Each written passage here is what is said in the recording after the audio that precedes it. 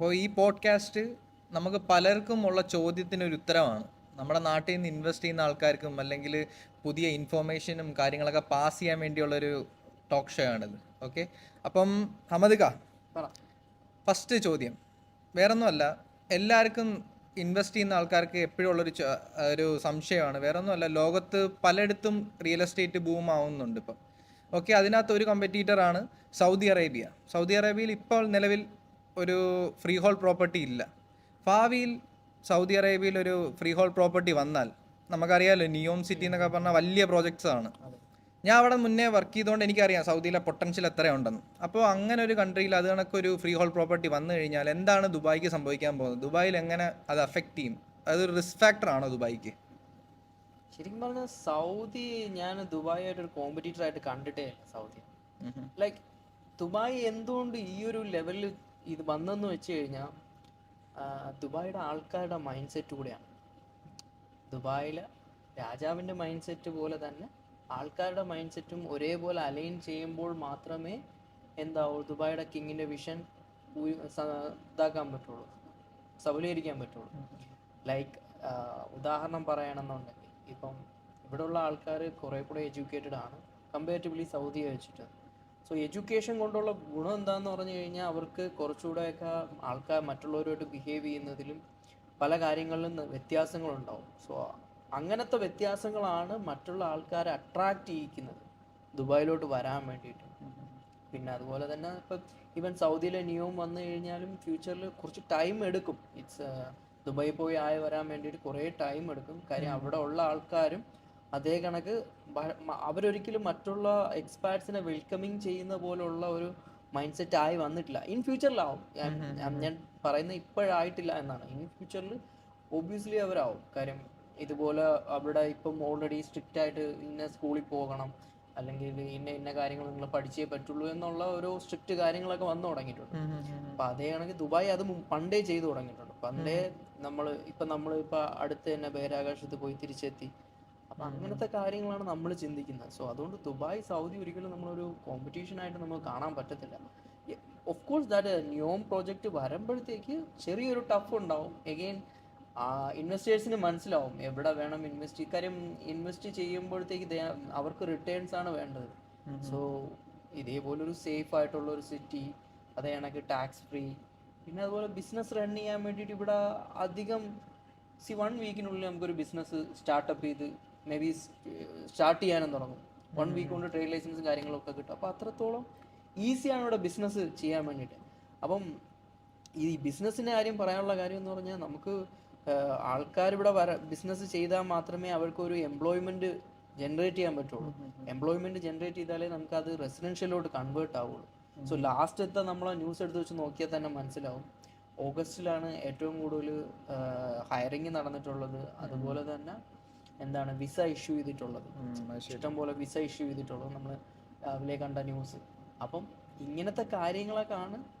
Company വരുന്നു, company employment generate ചെയ്യുന്നു, ആൾക്കാർ ഇങ്ങോട്ട് മൂവ് ആവുന്നു. സോ ആൾക്കാർ മൂവ് ആവുന്നതിനനുസരിച്ച് അവർക്ക് റെസിഡൻഷ്യൽ ഡിമാൻഡ് കൂടുന്നു.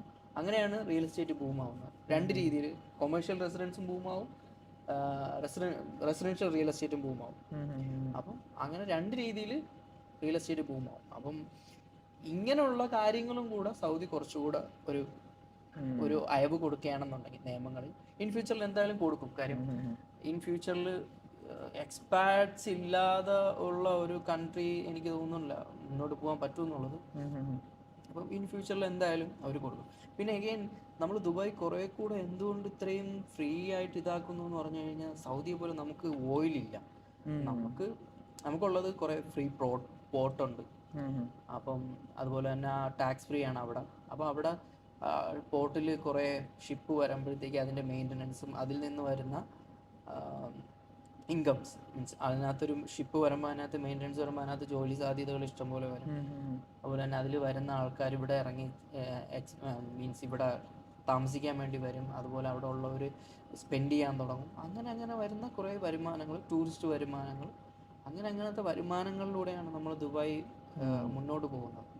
സോ അതുകൊണ്ട് നമ്മൾ ഒരിക്കലും അതുപോലെ സൗദിയെ പോലെ ഒരു ടഫസ്റ്റ് ആയിട്ടുള്ള ഒരു നിയമങ്ങളിലോട്ട് പോവുകയില്ല.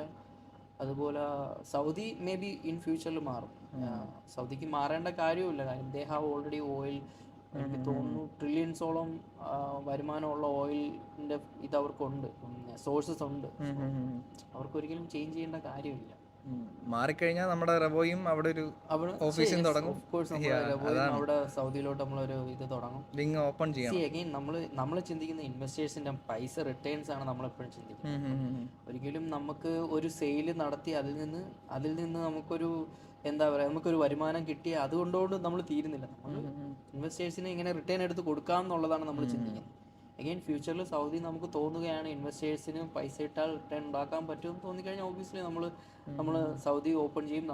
നമ്മൾ ഇതുപോലെ തന്നെ വീണ്ടും സൗദി നമ്മൾ വീണ്ടും പ്രൊമോട്ട് ചെയ്യാനും തുടങ്ങും. ഒരിക്കലും നമ്മൾ അങ്ങനെയല്ല, ഇപ്പോഴത്തെ ഒരു കണ്ടീഷനാണ് നമ്മൾ പറയുന്നത്. പിന്നെ വേറൊരു ചോദ്യം, വേറൊന്നുമല്ല, എൻ്റെ അടുത്ത് എൻ്റെ ക്ലയൻസും ചോദിക്കുന്ന ഒരു ചോദ്യമാണ്. നമുക്കിപ്പോൾ ദുബായിൽ നോക്കിക്കഴിഞ്ഞാൽ അറിയാം, ഡെയിലി ഇവിടെ ഓരോ പ്രോജക്ട്സ് ലോഞ്ച് ആവുകയാണ്. നമ്മൾ തന്നെ വീഡിയോസ് ഇടുന്നുണ്ട്, കാര്യങ്ങൾ ഇടുന്നു. അതൊക്കെ കണ്ട് ആൾക്കാർ കൺഫ്യൂസ്ഡ് ആണ്. വേറെ ഒന്നുമല്ല, മാർക്കറ്റ് ഓവർ സാച്ചുറേറ്റഡ് ആയി, ഡിമാൻഡിനകത്ത് സപ്ലൈ നടക്കും, അങ്ങനെയുള്ളൊരു ചിന്താഗതിയാണ് ആൾക്കാരുടെയൊക്കെ. വേറെ ഒന്നുമല്ല, അവരെ തെറ്റ് പറഞ്ഞിട്ടും കാര്യമില്ല. അവിടെ ഇരുന്ന് ആൾക്കാർ കാണുന്ന നമ്മുടെ വീഡിയോസ് കാണുമ്പോൾ ഡെയിലി ഓരോ ലോഞ്ച് വരുന്നു, ഡെയിലി ഓരോ പ്രോജക്ട്സ് വരുന്നു. അന്നേരം ഇതിനൊക്കെയുള്ള ആൾക്കാർ ഇവിടെ ഉണ്ടോ എന്നാണ് അവർ ചോദിക്കുന്നത്. ഇതൊക്കെ മേടിക്കാൻ, ഇവിടത്തൊക്കെ കയറി താമസിക്കാൻ വേണ്ടിയുള്ള എൻഡ് യൂസർ ഉണ്ടോ എന്നാണ് അവർ ചോദിക്കുന്നത്. അതിനെന്താണ് ഉത്തരം? അതെ, ഓക്കെ, അത് നല്ലൊരു ക്വസ്റ്റ്യൻ ആണ്. എഗെയിൻ എല്ലാവരുടെ മനസ്സിലുള്ള ഇതാണ്, ഇത്രയും സപ്ലൈ വരുന്നുണ്ട്, അപ്പോൾ അതിനനുസരിച്ചുള്ള ഡിമാൻഡ് ഉണ്ടോ എന്നുള്ളതാണ്. എഗെയിൻ ബട്ട് ഞാൻ പറയും, ഈ സപ്ലൈ വരുന്നതിന് സപ്ലൈ ആരാണ് ഉണ്ടാക്കുന്നത്? എഗെയിൻ ഇൻവെസ്റ്റേഴ്സിന് തോന്നുകയാണ്, വീണ്ടും ഇൻവെസ്റ്റ് ചെയ്യുന്നതുകൊണ്ട് പൈസ ഉണ്ടാക്കാൻ പറ്റുമെന്ന് തോന്നുന്നതുകൊണ്ടാണ് അവരാണ് ക്രിയേറ്റ് ചെയ്യുന്നത്. വീണ്ടും വാങ്ങിച്ച് അവർ തന്നെയാണ് എനിക്ക് ഇനിയും വേണം എന്നുള്ള വാങ്ങിച്ച്. അപ്പം ഒരു ഡെവലപ്പർക്ക് പ്രൊജക്റ്റ് സെയിൽ ഔട്ട് ആയിട്ടില്ല എന്നുണ്ടെങ്കിൽ അവർക്കൊരിക്കലും പിന്നെ അടുത്ത പ്രോജക്റ്റ് ലോഞ്ച് ചെയ്യാൻ പറ്റത്തില്ല. ദുബായ് റെര ഭയങ്കര സ്ട്രിക്റ്റ് ആണ്. 65% പഴയ പ്രോജക്റ്റിൻ്റെ കംപ്ലീറ്റ് ആയി അത് രജിസ്റ്റർ ചെയ്തതിന് ശേഷം മാത്രമേ അടുത്ത പ്രോജക്റ്റ് ലോഞ്ച് ചെയ്യാൻ പറ്റുള്ളൂ. അതാണ് ഒബിയസ്ലി പുതിയ നിയമം എന്ന് പറയുന്നത് റെരയുടെ. പിന്നെ രണ്ടാമത്തെ കാര്യം എന്ന് പറഞ്ഞു കഴിഞ്ഞാൽ സപ്ലൈ ആൻഡ് ഡിമാൻഡ് എന്ന് പറയുന്നത്, നമ്മൾ ദുബായിയെ, ഞാൻ ഒരു ക്ലയൻറ്റുമായിട്ട് സംസാരിച്ച സമയത്ത് പറയുന്നതാണ്, ദുബായെ ഒരിക്കലും നമ്മൾ മാർക്കറ്റ് ചെയ്യേണ്ട കാര്യമില്ല. ദുബായ് കിങ് ഹിംസെൽഫ് തന്നെ ദുബായ് നന്നായിട്ട് മാർക്കറ്റ് ചെയ്യുന്നുണ്ട്. സോ ആൾക്കാർ വരുന്നുണ്ട്, നമ്മൾ കാണുന്നില്ല എന്നുള്ളൂ, ആൾക്കാർ ഇഷ്ടം പോലെ വരുന്നുണ്ട്. ലാസ്റ്റത്തെ വിസ ഇഷ്യൂ ചെയ്ത കാര്യം തന്നെ ഞാൻ പറഞ്ഞു. അതുപോലെ തന്നെ ഗോൾഡൻ വിസ ഇഷ്ടം പോലെ കൊടുത്തിട്ടുണ്ട്. ആക്ടേഴ്സിനൊക്കെ ഗോൾഡൻ വിസ ചുമ്മാ കൊടുക്കുന്നു എന്ന് പറയുന്നത്, പക്ഷെ അങ്ങനെയല്ല. ആക്ടേഴ്സിന് ഗോൾഡൻ വിസ കൊടുക്കുന്നതിൽ പിന്നിൽ ഒരുപാട് കാര്യങ്ങളുണ്ട്. അതിനകത്ത് അവരുടെ ഇൻവെസ്റ്റ്മെന്റ്സ് ഇവിടെ വരികയാണ്. അവരുടെ ഇൻവെസ്റ്റ്മെന്റ്സ് വരുന്ന, അവരുടെ ഫാമിലി ഇങ്ങോട്ട് സെറ്റിൽ ആവാൻ വേണ്ടി ശ്രമിക്കുന്നു. അപ്പോൾ അങ്ങനെ അവർ വരുമ്പോഴത്തേക്ക് അവരുടെ പൈസ ഇവിടെ സ്പെൻഡ് ചെയ്യുന്നു. അപ്പോൾ അങ്ങനെ ഓരോ കാര്യങ്ങൾ ഇപ്പം ദുബായ് ഓരോ അഹഡായിട്ടാണ് കാര്യങ്ങൾ ചെയ്യുന്നത്. ഒരു സപ്ലൈ ഇപ്പം 30 അല്ലെങ്കിൽ ഒരു 30 ടവർ വരുന്നുണ്ടെന്നുണ്ടെങ്കിൽ 30 ടവറിനും കൂടെ ചേർന്ന് ഒരു 600 ഒരു ടവറിൽ ഒരു 60 യൂണിറ്റ് അല്ലെങ്കിൽ ഒരു 600 യൂണിറ്റ് വെച്ചിട്ടാണെന്നുണ്ടെങ്കിൽ 30 × 6 ആ ഒരു റേഞ്ചിൽ അവർ കാൽക്കുലേറ്റ് ചെയ്ത് എത്രയാണോ വരുന്ന ആ ഒരു കണക്കിലുള്ള ആൾക്കാർ അവർ ആദ്യമേ എക്സ്പെക്ട് ചെയ്യുന്നുണ്ട്. ഇത്ര ആൾക്കാരെ വരുന്നുണ്ട്, ഇത്ര കമ്പനീസിനെ നമ്മൾ അലോട്ട് ചെയ്യുമ്പോൾ ഇത്ര വിസ കോട്ടാസ് കൊടുക്കുന്നതനുസരിച്ച് അവർ ഇത്ര ആൾക്കാരെ കൊണ്ടുവരും. ഇങ്ങനെയെല്ലാം ഇത്രയും കാര്യങ്ങൾ അനലൈസ് ചെയ്തതിന് ശേഷം മാത്രമാണ് ദുബായ് ലോഞ്ചിങ്ങിനെ അപ്രൂവ് കൊടുക്കുന്നത്. കാര്യം ദുബായ് ഓൾറെഡി ഞാൻ പറഞ്ഞിട്ടുണ്ട്, പണ്ടുള്ള കാര്യങ്ങളാണ്, മിസ്റ്റേക്കിൽ നിന്ന് പഠിച്ചിട്ടുണ്ട്. അപ്പോൾ ദുബായ്ക്ക് ഓൾറെഡി ഒരു മാർക്കറ്റിൽ ഒരു മിസ്റ്റേക്ക് പറ്റിയിട്ടുണ്ട്. ഇന്റർനാഷണൽ സിറ്റി എന്ന് പറയുന്ന ഒരു സ്ഥലത്ത് ഒരു സപ്ലൈ കൂടുകയും അവിടെ പിന്നെ ഡിമാൻഡ് കുറയുകയും പിന്നെ അവിടെ ഒരുപാട് സാച്ചുറേറ്റഡ് ആവുകയൊക്കെ ചെയ്ത് ആ ഒരു മാർക്കറ്റ് ഇതുവരെ പിക്കപ്പായി വരുന്നില്ല. എത്രയൊക്കെ മാർക്കറ്റ് ഹൈ ആയിട്ടും ആ ഒരു മാർക്കറ്റ് മാത്രം പിക്കായി വരുന്നിട്ടില്ലായിരുന്നു. സോ അപ്പം ഇങ്ങനെയുള്ള ഫാക്ടേഴ്സ് കൊണ്ട് ദുബായ് അതിന് ശേഷം ഭയങ്കര സ്ട്രിക്റ്റ് ആയിട്ടാണ് ഓരോ കാര്യങ്ങൾ ചെയ്യുന്നത്.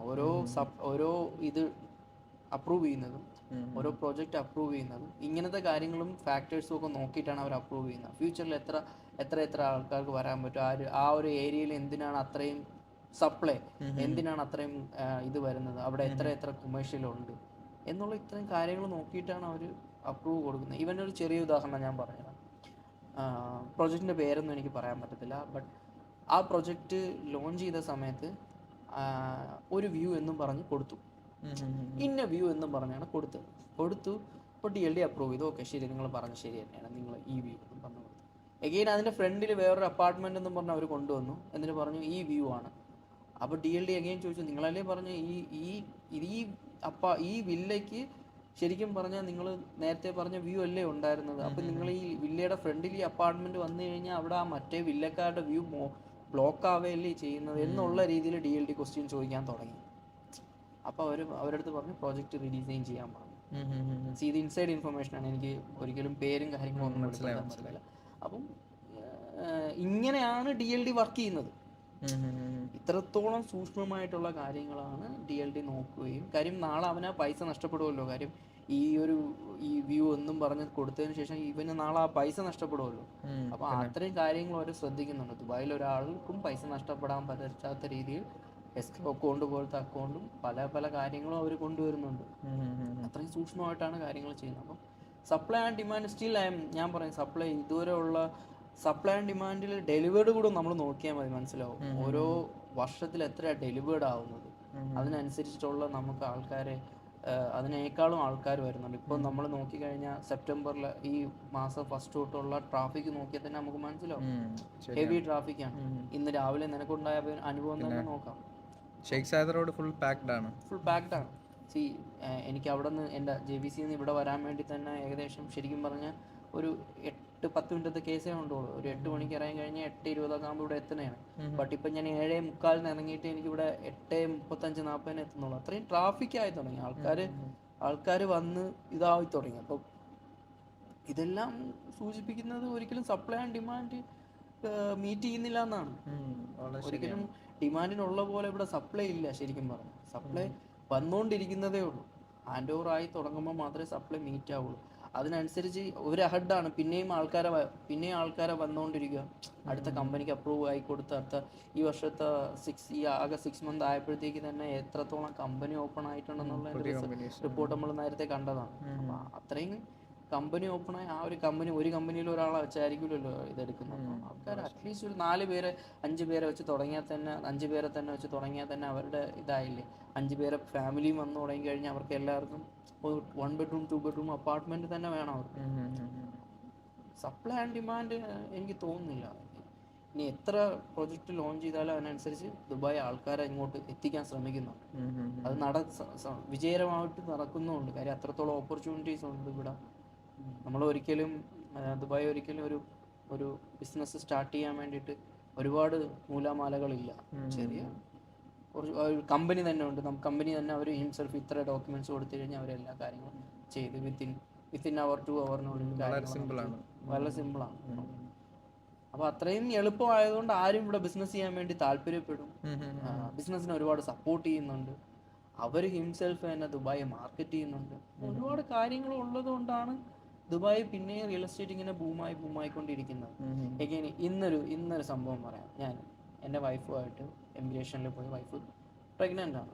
എഗെയിൻ പ്രഗ്നൻ്റ് ആയ വൈഫിന് അവർ ഭയങ്കര കെയർ ചെയ്തുകൊണ്ട് ആ പല കാര്യങ്ങളും ഈസിയാക്കി കൊടുക്കുന്നു.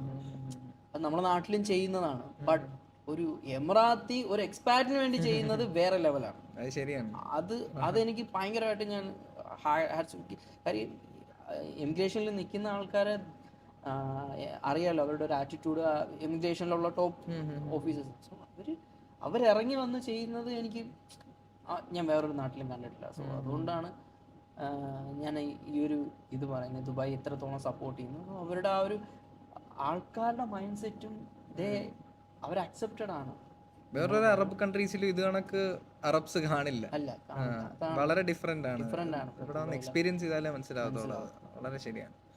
പിന്നെ വളരെ ഇമ്പോർട്ടൻ്റ് ആയിട്ടുള്ള ഒരു ക്വസ്റ്റ്യൻ ആണ്, സ്പെഷ്യലി ഫോർ മല്ലൂസിനാണ്. വേറെ ഒന്നുമല്ല, നമുക്ക് ഇവിടെ ഇൻവെസ്റ്റേഴ്സ് ആണ് മെയിൻലി വരുന്നതെന്ന് അറിയാമല്ലോ. അന്നേരം അവരുടെ മെയിൻ ചോദ്യമാണ് ഷോർട്ട് ടേം ആയിട്ട് റിയൽ എസ്റ്റേറ്റിൽ എങ്ങനെ കാശുണ്ടാക്കുക. അവർക്ക് ഇന്ന് ഇട്ടിട്ട് അടുത്ത ആഴ്ച കാശ് കിട്ടണം ഇരട്ടിയായിട്ട്. അന്നേരം അതിനുള്ള എന്താണ് റിപ്ലൈ? അത് കൊടുത്തേ പറ്റത്തുള്ളൂ. വളരെ ഡിമാൻഡുള്ളൊരു ചോദ്യമാണ്. മെയിനായിട്ട് ഞാൻ പറയാം. ഒന്നാമത്തെ കേസ് മലയാളികൾ ഏറ്റവും കൂടുതൽ പറ്റിക്കപ്പെടുന്ന ഈ ഒരു കാര്യത്തിലാണ്. നമ്മൾ പെട്ടെന്ന് പൈസ ഉണ്ടാക്കാൻ പറ്റും. ഒരു സാമ്രാജ്യവും ഒറ്റ രാത്രി കൊണ്ട് ഉണ്ടാക്കിയിട്ടില്ല. യൂസുഫ് അലിക്കാട് ഉദാഹരണം തന്നെ എടുത്താൽ അറിയാം. പുള്ളി കുവൈറ്റിന്റെ വാറിന്റെ സമയത്താണ് ഇവിടെ സൂപ്പർ മാർക്കറ്റിനെ കുറിച്ച് ചിന്തിക്കുന്നത്. സോ ഗൾഫിൽ നിൽക്കാൻ പറ്റുമോ ഇല്ലേ എന്നുള്ളത് ആൾക്കാർ ചിന്തിക്കുന്ന സമയത്ത് പുള്ളി ഇവിടെ സൂപ്പർ മാർക്കറ്റ് ഇതാക്കുന്നു. ആ ഒരു കൺസെപ്റ്റ് കൊണ്ടുവരുന്നത്. അതിനുശേഷം പുള്ളി അതിനെ ഡെവലപ്പ് ചെയ്ത് ഒരുപാട് വർഷം എടുത്തു. പുള്ളി തന്നെ പറയുന്നുണ്ട് 65 ഇയേഴ്സ് എടുത്തിട്ടാണ് ആ പുള്ളി ആ ഒരു നിലയിൽ എത്തിയിട്ടുള്ളത്. അപ്പം ഒരു യൂസഫ് അലി ഇക്കാക്ക് ഒരു 65 ഇയേഴ്സ് എടുത്ത് വേണം ആ ഒരു നിലയിൽ എത്തണമെന്നുണ്ടെങ്കിൽ നമ്മൾ പെട്ടെന്ന് ഒരു ദിവസം പൈസ ഇട്ടിട്ട് നമുക്ക് നാളെ രാവിലെ പറക്കാനാവണമെന്നുള്ളത് നടക്കൂല. ശരിയാണ്. കുറേ കഷ്ടപ്പെടണം അതിന് വേണ്ടിയിട്ട്. മേ ബി ഇയേഴ്സുള്ളിൽ വെയിറ്റ് ചെയ്യണം. ഒരു പ്രൊജക്റ്റ് ലോഞ്ച് ചെയ്യാൻ ഒരു 4 ഇയേഴ്സ് നമ്മൾ പയ്യെ മറ്റേ മരത്തിന് വെള്ളം ഒഴിക്കുന്ന പോലെ ഒരു തൈക്ക് വെള്ളം ഒഴിച്ച് പോകുന്നത് നമ്മൾ കുറേശ്ശെ ഇൻവെസ്റ്റ് ചെയ്ത് അത് റെഡിയായതിനു ശേഷം അതിനെ റെൻ്റ് ഔട്ട് ചെയ്ത് പയ്യെ റീസെയിൽ ചെയ്ത് അങ്ങനെ പൈസ റിയൽ എസ്റ്റേറ്റിൽ ഉണ്ടാക്കാൻ പറ്റും. ഈവൻ ബിസിനസ് ആയാലും ഒരു ബിസിനസ്സും ഒരു 1 ഇയർ 2 ഇയറിനുള്ളിൽ റെഡിയായ ഒരു ബിസിനസ്സും ഇല്ല. ഈവൻ നൂൺ ബിസിനസ് എൻ്റെ കൺമുന്നിലാണ് റെഡി ആയിട്ടുള്ള കാര്യം. നൂൺ ബിസിനസ് വരുന്നതിന് മുമ്പേ ഇവിടെ ഒരു ബിസിനസ് ഉണ്ടായിരുന്നു, സൂക്ക് ഡോട്ട് കോം ഉണ്ടായിരുന്നു ദുബൈയിൽ. അഗൈൻ സൂക്ക്.കോമിനെ മാർക്കറ്റിൽ നിന്ന് സൂക്കിനെ ഇവർ വാങ്ങിക്കുകയാണ് ചെയ്തത്, ആമസോൺ വാങ്ങിച്ചിട്ടാണ്. സോ ആ ഒരു ടൈം ഉണ്ടായിരുന്നു. ആ ടൈമിലാണ് നൂൺ എൻ്റർ ആവുന്നത്. നൂൺ നല്ല രീതിയിൽ മാർക്കറ്റ് ചെയ്ത് ഒരു 1-2 ഇയേഴ്സ് എടുത്തു അവർ ഒരു നല്ല നിലയിലെത്താൻ വേണ്ടിയിട്ട്. സോ അതൊരു ബെസ്റ്റ് ടൈമായിരുന്നു. അതുപോലെ തന്നെ പിന്നെ കൊറോണ ടൈമൊക്കെ ആയപ്പോഴത്തേക്കും അങ്ങനെയാണ് നൂണും ഡെവലപ്പായി വരുന്നത്. സോ അതിന് എഗെയിൻ ടൈം എടുക്കും. ഓരോ കാര്യത്തിനും ടൈം എടുക്കും. പയ്യെ അതിന് ടൈം എടുക്കും. അതിനെ ഏത് രീതിയിൽ നമ്മൾ ട്രീറ്റ് ചെയ്യുന്നതിനനുസരിച്ച് ടൈം എടുക്കും. അപ്പം ഞാൻ പറഞ്ഞു വന്നത്, ഒരു കാര്യവും നമുക്ക് ഒറ്റ രാത്രി കൊണ്ട് ചെയ്യാൻ പറ്റില്ല. ഒന്നുകിൽ അയാൾക്ക് ലോട്ടറി അടിക്കണം, അല്ലെങ്കിൽ നമ്മൾ അല്ലാതെ ഒറ്റ രാത്രി കൊണ്ട് ഒരാൾക്കും പൈസ ഉണ്ടാക്കാൻ പറ്റും. പയ്യെ പൈസ ഉണ്ടാകും. പിന്നെ നമ്മൾ കൂടുതലും ചെന്ന് പെടുന്ന ഓരോ ഉദാഹരണം, ഇപ്പം നാട്ടിൽ നടന്ന ഓരോ MTF അങ്ങനെ കാര്യങ്ങൾ എല്ലാവരും വിചാരിക്കുന്നു നമുക്ക് ഒറ്റയടിക്ക് പൈസ ഉണ്ടാക്കാൻ പറ്റും. അങ്ങനെ ഒറ്റയടിക്ക് പൈസ ഉണ്ടാകും. മറ്റുള്ളവർ എന്താ ഉണ്ടാക്കാത്തത്? എല്ലാവരും ഉണ്ടാക്കാത്ത നമ്മൾ മൈൻഡിൽ മാത്രം അങ്ങനെ ചിന്തിക്കുന്നത് എന്താ? പയ്യെ ഉണ്ടാക്കാൻ പറ്റുള്ളൂ. പയ്യെ ഗ്രോ ചെയ്യുന്നത് മാത്രമേ നമ്മൾ നിലനിൽക്കുള്ളൂ. ഒറ്റയടിക്ക് കിട്ടുന്നത് ഒറ്റയടിക്ക് പോവുകയും ചെയ്യും. അപ്പോൾ എപ്പോഴും ചിന്തിക്കാനുള്ള പയ്യെ ഇതാക്കാൻ പറ്റുള്ളൂ. ഈവൻ ഒരു കരിയർ ബിൽഡ് ചെയ്യാൻ തന്നെ കുറേ ടൈം എടുക്കും. പയ്യെ നമ്മളൊരു സ്ഥലത്ത് കാര്യങ്ങൾ പഠിച്ച് പയ്യെ നമ്മൾ ചെയ്ത് ഓരോന്ന് ട്രൈ ചെയ്ത് വർക്കൗട്ട് ചെയ്ത് പിന്നെ അങ്ങനെ തന്നെയാണ് വരുന്നത്. അപ്പോൾ അതേപോലെ സെയിം കാര്യങ്ങൾ തന്നെയാണ് റിയൽ എസ്റ്റേറ്റ് ആയാലും ഇപ്പോൾ ഈവൻ ട്രേഡിംഗ് ആയാലും ഏതൊരു മേഖലയായാലും. So real estate end of the day പേര് പോലെ തന്നെ ഒരു റിയൽ എസ്റ്റേറ്റ് ആണ്. ട്രേഡിങ്ങിനെ പോലെയല്ല. ഞാൻ ട്രേഡിങ്ങിനെ ഒരുപാട് കുറ്റം പറയാറുണ്ട് ആക്ച്വലി. ബട്ട് എഗെയിൻ എന്തുകൊണ്ടെന്ന് പറഞ്ഞു കഴിഞ്ഞാൽ real estate end of the day നമുക്കൊരു പ്രോപ്പർട്ടി തരുന്നുണ്ട്. നമ്മളൊരു കൊടുക്കുന്ന ഒരു വാല്യൂ കിട്ടുന്നു. അറ്റ്ലീസ്റ്റ് എല്ലാവരുടെയും കൺസെപ്റ്റാണ് അറ്റ്ലീസ്റ്റ് നമ്മൾ അവിടെ കയറി താമസിക്കാം എന്നുള്ളൊരു കൺസെപ്റ്റ് വരും. അപ്പം അതുപോലെ തന്നെ അത് അവിടെ വെറുതെ കിടന്നാലും നമുക്ക് അധികം ചിലവൊന്നും വരാം അങ്ങനെയാണ്. അപ്പം അതുകൊണ്ടാണ് ഞാൻ റിയൽ എസ്റ്റേറ്റിനെ സപ്പോർട്ട് ചെയ്യുന്നത്. റിയൽ എസ്റ്റേറ്റ് ചെയ്യുന്നതും ഇങ്ങനത്തെ പല കാര്യങ്ങളും ഉള്ളത് കൊണ്ടാണ്. അപ്പം എല്ലാവരോടും എനിക്ക് പറയാനുള്ളത്, പയ്യെ നമുക്ക് പൈസ ഉണ്ടാക്കാൻ പറ്റുള്ളൂ. പയ്യെ നമുക്കത് വെൽത്തിനെ ജനറേറ്റ് ചെയ്തെടുക്കാൻ പറ്റുള്ളൂ. അത് നിങ്ങൾക്ക് ഇപ്പോൾ മനസ്സിലാവത്തില്ല. നിങ്ങൾ ഇപ്പോഴും സ്റ്റാർട്ട് ചെയ്യുന്നില്ല എന്നുണ്ടെങ്കിൽ നമ്മളെ ഹെൽത്ത് നഷ്ടപ്പെടുന്ന പോലെയാണ് വെൽത്ത് നഷ്ടപ്പെടുന്നത്. നമ്മളിങ്ങനെ പൈസ ഉണ്ടാക്കുന്നത് പയ്യെ ഉണ്ടാക്കി മാറ്റി വെച്ച് ഇൻവെസ്റ്റ് ചെയ്യാൻ തുടങ്ങിയിട്ടില്ല എന്നുണ്ടെങ്കിൽ നമ്മൾ ഹെൽത്ത് നഷ്ടപ്പെടുന്ന പോലെ തന്നെ നമ്മൾ അറിയത്തില്ല. പെട്ടെന്നൊരു ദിവസം ഒരിക്കലും അയ്യോ നമ്മളെ കയ്യിൽ ഒരു ജോലി പോയി കഴിഞ്ഞാൽ വേറെ ഓപ്ഷൻസ് ഒന്നുമില്ല, അല്ലെങ്കിൽ ഒരു ബിസിനസ് തകർന്നു പോയാൽ നമുക്ക് വേറെ ഓപ്ഷൻസ് ഇല്ല. ഏതൊരു പണക്കാരനായാലും ഏതൊരു സക്സസ്ഫുൾ ആൾക്കാരായാലും അവരുടെ കയ്യിൽ ഒറ്റ ഇൻകം അല്ല, മൾട്ടിപ്പിൾ പാസീവ് ഇൻകംസ് ആണ് അവരുടെ അടുത്തുള്ളത്. സോ അതാണ് ഞാനും പറയുന്നത്, നിങ്ങൾ ഒരു ഇൻകത്തിനെ മാത്രം ജനറേറ്റ് ചെയ്യാതെ പല ഇൻകത്തിനെ ഇതാക്കുക. പിന്നെ കൂടുതൽ പഠിക്കാൻ ശ്രമിക്കുക. എന്താണ് നടക്കുന്നത്, എന്താണ് റിയൽ എസ്റ്റേറ്റ്, ഇവന്മാരെന്തിനാണ് ഇങ്ങനെ കിടന്ന് വീഡിയോ ടർബറ ഇടുന്നത്, എന്തുകൊണ്ട് ഇങ്ങനെയുള്ള കാര്യങ്ങൾ നിങ്ങൾക്ക് കമൻറ്റ് ചെയ്യാം, അതിനെ ഇതാക്കാം. ബട്ട് എഗെയിൻ അത് എടുത്തു വെച്ചിട്ട് ഇവനെ ഒന്ന് കളിയാകാനെങ്കിലും വേണ്ടി ഒന്ന് പഠിക്കാം എന്നുള്ള രീതിയിൽ റിയൽ എസ്റ്റേറ്റിനെ കുറിച്ച് ഒന്ന് പഠിച്ചു നോക്കുക. ഇതിപ്പോൾ റിയൽ എസ്റ്റേറ്റ് എങ്ങനെ വർക്കാവുന്നെന്ന് നോക്കുക. വേറെ ഏത് കൺട്രി ഉണ്ടെന്ന് എനിക്കറിയില്ല. എക്സ്പാറ്റ്സിന് വന്നിട്ട് ചുമ്മാ ഒരു പാസ്പോർട്ട് കോപ്പിയും കൊടുത്തിട്ട് എനിക്ക് പ്രോപ്പർട്ടി വാങ്ങിക്കാൻ പൈസ ഉണ്ട് എന്ന് പറഞ്ഞ് വാങ്ങിക്കാൻ പറ്റുന്ന ഒരു ഈവൻ നമ്മൾ താമസിക്കുന്ന ഇന്ത്യയെ പറ്റത്തില്ല. വേറെ ഇപ്പം നമുക്ക് വേറെ കൺട്രീസ് ഇന്ത്യയെ പറ്റത്തില്ല. ഇന്ത്യയിൽ ഒരു ആൾക്കും വേണം. പക്ഷേ അതേസമയം ദുബായിലാകുമ്പോൾ ഏതൊരാൾക്കും ജസ്റ്റ് ഒരു പാസ്പോർട്ട് കോപ്പി ഉണ്ടെങ്കിൽ അയാളുടെ പേരിൽ ഒരു പ്രോപ്പർട്ടി വാങ്ങിക്കാം. ആസ് ലോങ് ആസ് നിങ്ങളിവിടെ ദുബായിലെ എല്ലാ നിയമങ്ങളും പാലിക്കുന്നിടത്തോളം നിങ്ങൾക്ക് എപ്പോൾ വേണോ വരാം, എപ്പോൾ വേണോ പോവാം, എന്ത് കാര്യങ്ങൾ വേണമെങ്കിലും ചെയ്യാം. നിങ്ങൾ നിയമം പാലിക്കണമെന്ന് മാത്രമേ ഉള്ളൂ. അവരുടെ കൾച്ചറിനെ ബഹുമാനിക്കണം. ഞാൻ ഈ ഒരു സിറ്റിസൺഷിപ്പിനെ കുറിച്ച് ഞാൻ പഠിച്ച സമയത്താണ് ഞാൻ മനസ്സിലാക്കിയത് ഇവരെന്തുകൊണ്ട് സിറ്റിസൺഷിപ്പ് കൊടുക്കുന്നു. അവരുടെ കൾച്ചറിനെ ബഹുമാനിക്കണം.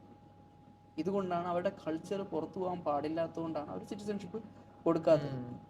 അവർക്ക് എന്ന് തോന്നുന്നു നമ്മുടെ കൾച്ചർ ഇനി പുറത്ത് കൊടുത്താലും, ഇപ്പോൾ മറ്റേ ദുൽഖർ സൽമാൻ പറഞ്ഞ പോലെ ഈ മമ്മൂക്ക മറ്റേ ഇനി ദുൽഖർ സൽമാൻ അഭിനയിച്ചാലും മമ്മൂക്കയുടെ ലെഗസി പോകില്ല എന്ന് പറഞ്ഞ പോലെ അവർക്ക് തോന്നുകയാണ്, ദുബായിക്ക് തോന്നുകയാണ് അവരുടെ കൾച്ചർ പുറത്ത് ഇപ്പം നമ്മൾ സിറ്റിസൺഷിപ്പ് കൊടുത്താലും പുറത്ത് പോകില്ല എന്ന് മനസ്സിലാക്കി കഴിഞ്ഞാൽ അവരിത് സ്റ്റാർട്ട് ചെയ്യും, കൊടുക്കാൻ വേണ്ടി സ്റ്റാർട്ട് ചെയ്യും. എഗെയിൻ അതും ഒരു ബൂമിങ് ആയിരിക്കും നമ്മളെ ദുബായ് റിയൽ എസ്റ്റേറ്റ്. അങ്ങനെ ചെയ്ത് കഴിഞ്ഞാലും വളരെ ബൂമാവും ദുബായ്. പിന്നെ ഇപ്പം ഓൾറെഡി ഇപ്പം ഗെയിമിങ്ങിന് വേണ്ടിയിട്ട് അപ്രൂവ് കൊടുത്തിട്ടുണ്ട്. ലോസ് ആഞ്ചലസ് സംഭവിച്ച പോലെ കസീനോ വരുന്നുണ്ട്, റാസൽ ഖൈമയിൽ വരുന്നുണ്ട്. ദുബായിൽ പുതിയ അതോറിറ്റി അവർ നിയമിച്ചു. ഗെയിമിങ്ങിന്റെ കുറെ റൂൾസും കാര്യങ്ങളും ആദ്യം അവർ അങ്ങനെയാണ് ചെയ്യുന്നത്. അതിനൊരു ഡിപ്പാർട്ട്മെന്റ് ആയിട്ട് ക്രിയേറ്റ് ചെയ്ത് ഗെയിമിങ്ങിന്റെ ഒരു ഇതാക്കി വന്നിട്ടുണ്ട്. എഗെയിൻ ആൾക്കാർ ഇഷ്ടംപോലെ വന്ന് ഗെയിം ഇവിടെ ദുബായിൽ ഇല്ലാത്ത ഇത് മാത്രമേ ഉണ്ടായിരുന്നുള്ളൂ.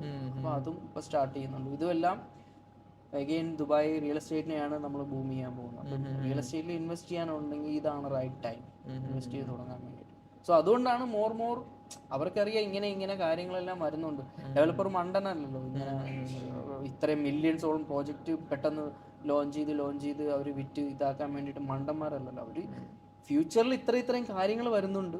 അപ്പോൾ ഇങ്ങനെയെല്ലാം കാര്യങ്ങൾ വരുന്നതിനനുസരിച്ച് ഡിമാൻഡ് കൂടും, ബിസിനസ് വരുന്നുണ്ട്, അതുപോലെ തന്നെ ഗെയിമിംഗ് സോൺസ് വരുന്നുണ്ട്. അപ്പോൾ ഇങ്ങനെ വരുമ്പോഴത്തേക്ക് റിയൽ എസ്റ്റേറ്റിൽ ഡിമാൻഡ് കൂടും. അതിനനുസരിച്ച് നമ്മൾ ഡിമാൻഡ് കൂടുന്നതിനനുസരിച്ച് ഇവിടെ ഇനഫ് സപ്ലൈ നമ്മൾ കൊടുക്കണം എന്നുള്ള കരുതിയിട്ടാണ് അവർ ചെയ്തു പോകുന്നത്. അത് ശരിയാ. അതുമല്ല ആൾക്കാർ, എനിക്ക് തോന്നുന്നു കുറെ ആൾക്കാർ മാർക്കറ്റ് ഡൗൺ ആവാൻ വേണ്ടി കാത്തിരിക്കുന്നുണ്ട് മേടിക്കാൻ. എന്റെ കുറെ ക്ലയൻസ് തന്നെ പറയും മാർക്കറ്റ് കയറുമല്ലോ ഇടിയട്ടെ എന്നിട്ട് മേടിക്കാന്ന്. എൻ്റെ അടുത്തും ഒരു 2-3 കൊല്ലമായിട്ട് ആൾക്കാർ പറയുന്നുണ്ട് മാർക്കറ്റ് ഡൗൺ ആയിട്ട് നമ്മൾ വാങ്ങിക്കാം.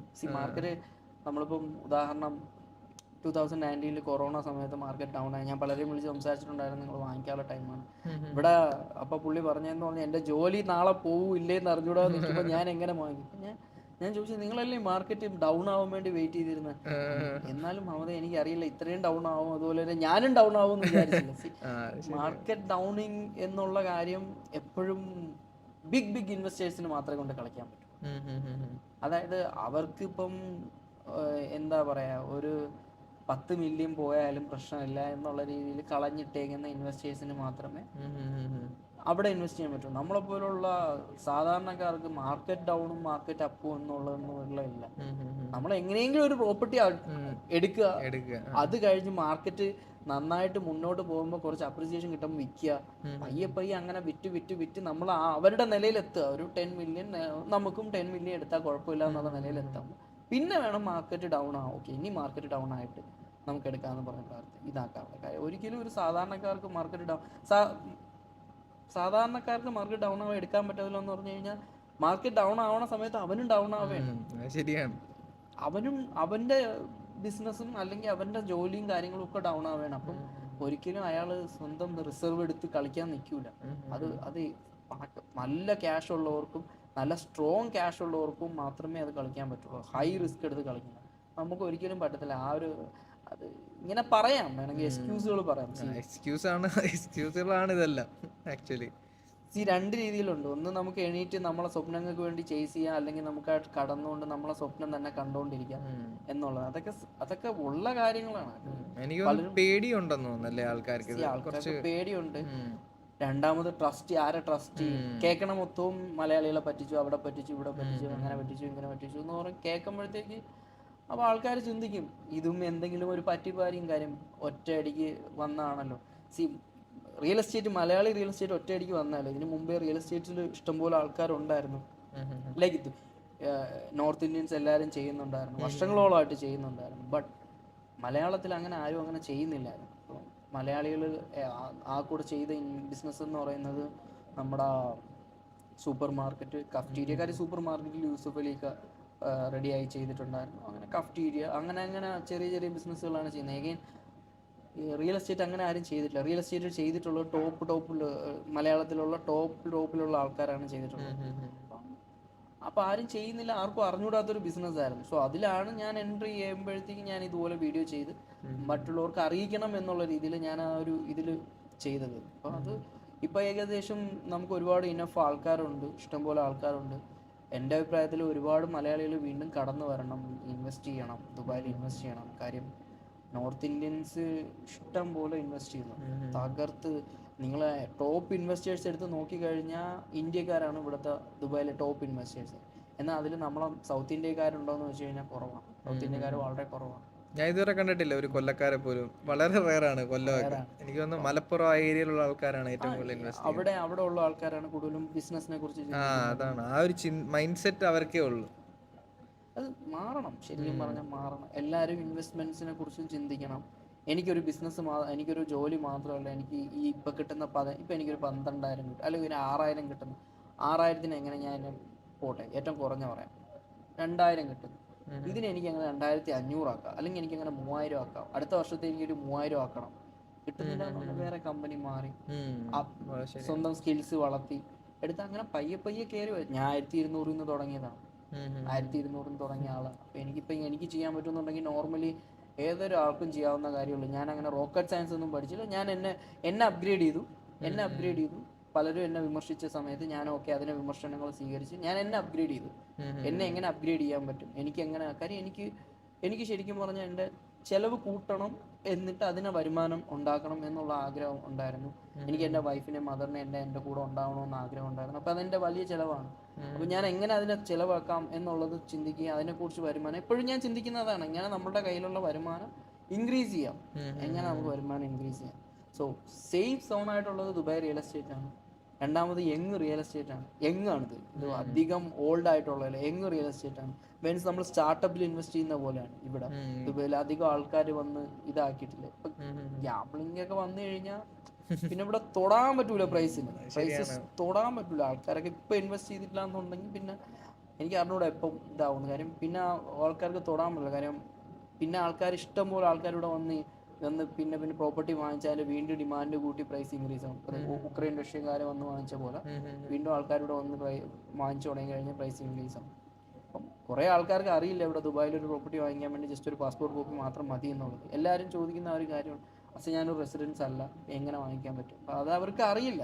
പല കാര്യങ്ങളും അറിവില്ലായ്മയാണ് ഇത് പ്രശ്നമാവുന്നത്. അപ്പം അതിനെക്കുറിച്ച് റിസർച്ച് ചെയ്യാൻ ഞാനും നോക്കിയിട്ട് യൂട്യൂബിലൊന്നും അങ്ങനെ ഒരുപാട് ഇതിനെക്കുറിച്ചും റിയൽ എസ്റ്റേറ്റിനെ കുറിച്ചും മലയാളത്തിൽ പറയുന്ന ആൾക്കാരൊക്കെ കുറവാണ്. കുറവെന്ന് പറഞ്ഞാൽ എനിക്ക് കണ്ടിട്ടില്ല, 1-2 പേരെ ഞാൻ കണ്ടിട്ടുള്ളൂ.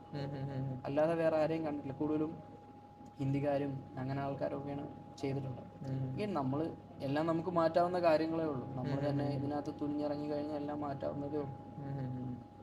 അപ്പം അവസാനത്തെ ക്വസ്റ്റ്യൻ വേറൊന്നുമല്ല, നമ്മളെല്ലാം റിയൽ എസ്റ്റേറ്റ് ബന്ധമായി ജോലി ചെയ്യുന്ന ആൾക്കാരാണ്, റിലേറ്റേഴ്സ് ആണ്, റിയൽ എസ്റ്റേറ്റ് ഏജൻസ് ആണ്. അന്നേരം പുതിയൊരാൾക്ക് റിയൽ എസ്റ്റേറ്റിലോട്ട് കയറുമ്പോൾ എന്തൊക്കെയാണ് അറിഞ്ഞിരിക്കേണ്ടത്, എന്തൊക്കെയാണ് അവരുടെ റിസ്ക് ഫാക്ടേഴ്സ്, അതൊന്ന് എക്സ്പ്ലെയിൻ ചെയ്യുക. വേറെ ഒന്നുമല്ല, ആർക്കെങ്കിലും ആഗ്രഹം ഉണ്ടെങ്കിൽ വരുന്ന നല്ലൊരു ഫീൽഡാണിത്. അന്നേരം അതിനെക്കുറിച്ചൊന്ന് എക്സ്പ്ലെയിൻ ചെയ്താൽ. മെയിനായിട്ട് ഒരു 6-7 മാസം എടുക്കും നമ്മളൊന്ന് സക്സസ് ആവാൻ. എൻ്റെ ഒരു കാര്യത്തിൽ ഞാൻ 7 മാസം എടുത്താൽ എൻ്റെ ഒരു കാര്യം. ഈ 7 മാസത്തോളം നമുക്ക് സർവൈവ് ചെയ്യാനുള്ള ഒരു ഫണ്ട് നമ്മളെ കയ്യിലുണ്ടായിരിക്കണം. ഫസ്റ്റ് ഓഫ് ഓൾ, ഒന്നാമത്തെ കേസ്. 2, നമുക്കൊരു നല്ലൊരു ലീഡർ ഉണ്ടായിരിക്കണം, വിഷണറി ലീഡർ ഉണ്ടായിരിക്കണം. കാര്യം നമുക്ക് ഡൗട്ട് ഉണ്ടെങ്കിൽ ഓടിച്ചെന്ന് ചോദിക്കാൻ പറ്റണം. 2, നമ്മൾ എപ്പോൾ അപ്രോച്ച് ചെയ്താലും ആ ലീഡർ നമുക്ക് ഫോൺ എടുക്കണം. ഒന്നാമത്തെ കേസ്, നമ്മൾ എപ്പോൾ വിളിച്ചാലും ഫോൺ എടുക്കണം. പിന്നെ കുറച്ച് കൈൻഡ് ആയിരിക്കണം, എന്തെങ്കിലുമൊക്കെ കാര്യങ്ങൾ കണ്ടാലും കണ്ണടയ്ക്കുന്ന രീതിയിൽ ഉള്ള അങ്ങനെ ഒരു വിഷണറി ലീഡർ ഉണ്ടായിരിക്കണം. പിന്നെ മോസ്റ്റ് ഓഫ് ദ പൈസ ഉണ്ടായിരിക്കണം. കോച്ചബിൾ ആയിരിക്കണം. നമ്മൾ കോച്ചബിൾ ആയിരിക്കണം. നമ്മൾ പറഞ്ഞു കഴിയുമ്പോഴത്തേക്ക് അത് അങ്ങനെയല്ലല്ലോ ഇങ്ങനെയാണെന്നുള്ള രീതിയിൽ നമ്മൾ ലീഡറിനെ ഇതാക്കാതെ നമ്മളൊരു കോച്ചബിൾ ആയിട്ട് ഉള്ള രീതിയിൽ നമ്മളായിരിക്കണം. പിന്നെ mainly again first of all നമ്മൾ ജോയിൻ ചെയ്യുന്നിടത്ത് അറ്റ്ലീസ്റ്റ് ഒരു ലോയലായിട്ടൊരു 1.5-2 വർഷം, അറ്റ്ലീസ്റ്റ് 2 വർഷം ഫ്രഷേഴ്സിന് ചാൻസ് കൊടുക്കുന്നത് കുറേ കുറവാണ്. നമ്മൾ ദുബായ് റിയൽ എസ്റ്റേറ്റിലായാലും എനിക്ക് തോന്നുന്നു പല കമ്പനീസും ഫ്രഷേഴ്സ് വേണം, 2 വർഷം എക്സ്പീരിയൻസും വേണം. അതാണ് ഒരു കണക്ക്. അപ്പോൾ അങ്ങനെ ഫ്രഷേഴ്സിന് ഒരുപാട് കൊടുക്കുന്ന കമ്പനീസ് കുറവാണ്. അപ്പോൾ അങ്ങനെയെല്ലാം നമുക്ക് ചാൻസ് കിട്ടിക്കഴിഞ്ഞാൽ അത് നമ്മൾ പ്രൂവ് ചെയ്യണം. നിങ്ങൾ എനിക്ക് നമ്പി എന്നെ ഒരു ചാൻസ് തന്നു, എൻ്റെർലി ഡിഫറെൻ്റ് ആയിട്ടുള്ള ഒരു ഇതാണ്, സെക്ടറാണ്. അപ്പം നമ്മളാരും വരാത്തൊരു സെക്ടറാണ്, എനിക്കൊരു ചാൻസ് തന്നു. അപ്പോൾ അവർക്ക് വേണ്ടി ഞാൻ നിങ്ങൾക്കൊരു നിങ്ങൾ എന്നെ എടുത്തത് ഒരു റോങ് അല്ല എന്ന് ഞാൻ പ്രൂവ് ചെയ്യിക്കും എന്നുള്ള രീതിയിൽ നമ്മൾ കുറച്ചുകൂടെ കോച്ചബിൾ ആയിരിക്കണം. പിന്നെ അങ്ങനെയുള്ള hard work, again hard work. ലെക്കൊന്നുമില്ല റിയൽ എസ്റ്റേറ്റിൽ, ഒരിക്കലും ലെക്ക് വരില്ല. ഞാനും കണ്ടിട്ടില്ല, ലക്ക് ഇതുവരെ കണ്ടിട്ടില്ല. ലെക്കൊന്നുമില്ല. ഹാർഡ് വർക്ക് എപ്പോഴൊക്കെ നിങ്ങൾ ഹാർഡ് വർക്ക് ഒരു മീറ്റ് ചെയ്യുന്നോ അതിനനുസരിച്ച് നിങ്ങൾക്ക് അതിനുള്ള റിസൾട്ട് ഉണ്ടാകും. അഗെയിൻ 5 കാര്യങ്ങളാണ് ഞാൻ പറയാനുള്ളത്. ഒന്ന്, നമ്മളൊരു ഫണ്ട് ഉണ്ടായിരിക്കണം, ഒരു 6 മാസം ഫണ്ട് ഉണ്ടായിരിക്കണം. 6 മാസം ഫണ്ട് ഈവൻ 6000 ദിറംസ് ആയാലും മതി. അഗെയിൻ 6000 ദിറംസ്, 300 ദിറംസിന് ബെഡ് സ്പേസ്. സ്റ്റാർട്ടിങ്ങിൽ സ്ട്രഗിൾ ചെയ്യണം, കുറേ നാൾ സ്ട്രഗിൾ ചെയ്യണം. പിന്നെ അതുപോലെ തന്നെ ഫുഡ്, ചെറിയ ഒരു 300 ദിറംസിന് ഫുഡും കൊടുത്ത് ബാക്കി ഒരു 300 ദിറംസ് ട്രാവൽ എക്സ്പെൻസും വെച്ച് കഴിഞ്ഞാൽ സുഖമായിട്ട് ചെയ്യാം. അത് ഡിപ്പെൻസ് ഓൺ ഓരോരുത്തരുടെ ചിലവാണ്. അപ്പോൾ എനിക്കൊരു ഞാൻ ആക്ച്വലി പേഴ്സണൽ ലോൺ എടുത്തിട്ടാണ് ഞാൻ ദുബായ് റിയൽ എസ്റ്റേറ്റിൽ ഞാൻ എൻട്രി ആവുന്നത്. എൻ്റെ വൈഫിൻ്റെ പേരിൽ ഒരു പേഴ്സണൽ ലോൺ എടുത്തിട്ടാണ് ഞാൻ എൻട്രി ആവുന്നത്. കാര്യം എനിക്ക് റിസ്ക് എടുക്കണം, എന്നാൽ മേ ബി എൻ്റെ വൈഫും മോനും ഇവിടെ ഉള്ളതുകൊണ്ട് എനിക്ക് അവരെ കളയാനും പറ്റില്ല മീൻസ് അവരെ നാട്ടിൽ അയക്കാനും താല്പര്യമില്ലായിരുന്നു. ആ ഒരു സമയത്ത് എനിക്ക് ഇതാക്കാൻ വേണ്ടി എൻ്റെ പേഴ്സണൽ ലോൺ എടുത്തിട്ടാണ് ഞാൻ വരുന്നത്. പിന്നെ അതിനുശേഷം ഹാർഡ് വർക്ക് എന്ന് പറഞ്ഞു കഴിഞ്ഞാൽ ഒരിക്കലും ഇതൊരു 9 to 6 ജോബല്ല. കണ്ടിന്യൂസ്ലി നമ്മൾ രാത്രി ആയാലും പകലായാലും ചിലപ്പം കൂടുതലും പുറത്തുള്ള ആൾക്കാരായിരിക്കും നമ്മളെ വിളിക്കുന്നത്. അവരെ ഡ്യൂട്ടി കഴിഞ്ഞ് വിളിക്കുമ്പോഴത്തേക്ക് രാത്രി ആയിരിക്കും അവർക്ക് സമയം ഉണ്ടാവുക, അവരെ വിളിക്കുന്നത്. പലർക്കും പല ഡൗട്ട് ഉണ്ടാവും. എപ്പോഴാണ് അവർക്ക് ഡൗട്ട് വരുന്നത് അപ്പോൾ വിളിക്കും. അപ്പോൾ മീറ്റ് ചെയ്യണമെന്നുണ്ടെങ്കിൽ അപ്പോൾ മീറ്റ് ചെയ്യണം. അപ്പോൾ രാത്രി 11 വരെ മീറ്റ് ചെയ്യേണ്ടി വരും, സംസാരിക്കേണ്ടി വരും, അങ്ങനത്തെ കാര്യങ്ങൾ. അപ്പോൾ അങ്ങനെ ടൈം ഒരിക്കലും നമ്മൾ മനസ്സിൽ വെക്കാൻ പാടില്ല. പിന്നെ ഒരു നല്ല ലീഡർ ഉണ്ടായിരിക്കണം. നല്ല ലീഡർ ഇല്ലെങ്കിൽ ഒന്നും നടക്കില്ല. എഗെയിൻ നൈജീരിയ, ഞാൻ നേരത്തെ പറഞ്ഞ പോലെ നൈജീരിയയുടെയും ദുബായിയുടെയും പ്ലാൻ. ദുബായിൽ നല്ല വിഷണറി ലീഡറുണ്ട്, നൈജീരിയയിൽ നല്ല വിഷണറി ലീഡർ ഇല്ല. സോ നൈജീരിയ തിങ്ക് ചെയ്യുന്നത് അവരുടെ പോക്കറ്റ് എങ്ങനെ നിറയ്ക്കാം, ലീഡേഴ്സിൻ്റെ പോക്കറ്റ് എങ്ങനെ നിറയ്ക്കാം എന്നുള്ളത്. സോ അതേ സെയിം സാധനമാണ് ഇവിടെ റിയൽ എസ്റ്റേറ്റിൽ വേണ്ടത്. ലീഡേഴ്സിൻ്റെ പോക്കറ്റ് നിറയ്ക്കുന്ന ഒരാളെ അല്ല, പകരം മുമ്പിലുള്ള ഒരാൾ എങ്ങനെ സക്സസ് ആയിട്ട് പോവും, അയാൾ സക്സസ് ആവുന്നത് ഞാനും കൂടെ ഹെൽപ്പ് ചെയ്തുകൊണ്ടാണല്ലോ അദ്ദേഹം സക്സസ് ആയത് എന്നുള്ള ചിന്ത ചെയ്യുന്ന ഒരാൾ തന്നെ വേണം. എന്നാൽ മാത്രമേ അതിൽ സക്സസ് ആവാൻ പറ്റുള്ളൂ. അപ്പോൾ അങ്ങനെ കുറേ ഫാക്ടേഴ്സും കൂടെ ചേർന്നാൽ മാത്രമേ ഒരു റിയൽ എസ്റ്റേറ്റ് ആയിട്ട് വരുള്ളൂ. Again patience. നമ്മൾ മലയാളികൾ പെട്ടെന്ന് പൈസ ഉണ്ടാവുന്ന അത് ഉണ്ടാവില്ല. പയ്യെ നമുക്ക് ഇതാവും. പയ്യെ നമ്മൾ ഇതിലോട്ട് വരും. പയ്യെ നല്ല വലിയ നിലയിലോട്ട് എത്തും. B humble. എല്ലാവരുമായിട്ട് നന്നായിട്ട് ഇതാക്കുക. ഇഷ്ടംപോലെ നെഗറ്റീവ് കമൻറ്റ് വരും, പോസിറ്റീവായിട്ട് അതിനെ കാണാൻ. നമ്മളെ വളർത്തുന്ന ആക്ച്വലി നെഗറ്റീവ് കമൻസാണ്. അവരെ പോസിറ്റീവായിട്ട് ബിഹേവ് ചെയ്യുക. കാര്യം അവർക്ക് ലൈഫിൽ ഹെൽപ്പ് ചെയ്യാൻ പറ്റുമെങ്കിൽ അവരെ ഹെൽപ്പ് ചെയ്യുക. നെഗറ്റീവ് കമൻസ് ചെയ്യുന്നവരും ഇങ്ങനെ നമ്മളെ പോലെ ഒരു മനുഷ്യന്മാരാണ്. എന്താണെന്നറിയില്ല, മേ ബി സംതിങ് അവരുടെ ലൈഫിൽ ഹാപ്പൺ ചെയ്താൽ അത് നമ്മളോട് ഫ്രസ്ട്രേഷൻ തീർക്കുന്നതായിരിക്കാം. സോ അവരെ ഹെൽപ്പ് ചെയ്യാൻ പറ്റുമെങ്കിൽ അവരെ ഹെൽപ്പ് ചെയ്യാം. അങ്ങനെ അപ്പോൾ ആ ഒരു മൈൻഡ് സെറ്റിൽ പോയി കഴിഞ്ഞാൽ തന്നെ നമുക്ക് ഓബിയസ്ലി സക്സസ് ആവാൻ പറ്റും. ഇത്രയൊക്കെ ഫാക്ടേഴ്സ് ഉണ്ടെങ്കിൽ റിയൽ എസ്റ്റേറ്റ് നിങ്ങൾക്ക് ഉള്ളതാണ്, ചെയ്യാൻ പറ്റും. അപ്പം മമദിക്ക, താങ്ക് യു. ഇനിയും നമ്മൾ അടുത്തൊരു പോഡ്കാസ്റ്റ് ചെയ്യുന്നതായിരിക്കും ഉടനെ തന്നെ. സോ ഗൈസ്, അടുത്തൊരു പോഡ്കാസ്റ്റിന് വേണ്ടി വെയിറ്റ് ചെയ്യുക. നിങ്ങൾക്കുള്ള സംശയങ്ങളും കാര്യങ്ങളും കമൻറ്റിൽ ഇടുക, അല്ലെങ്കിൽ ഇൻബോക്സ് ചെയ്യുക. നമ്മൾ അടുത്ത എന്തൊക്കെയാണോ നിങ്ങൾക്ക് അറിയേണ്ടത് അത് ഫുള്ള് നമ്മൾ പറഞ്ഞു തരുന്നതായിരിക്കും.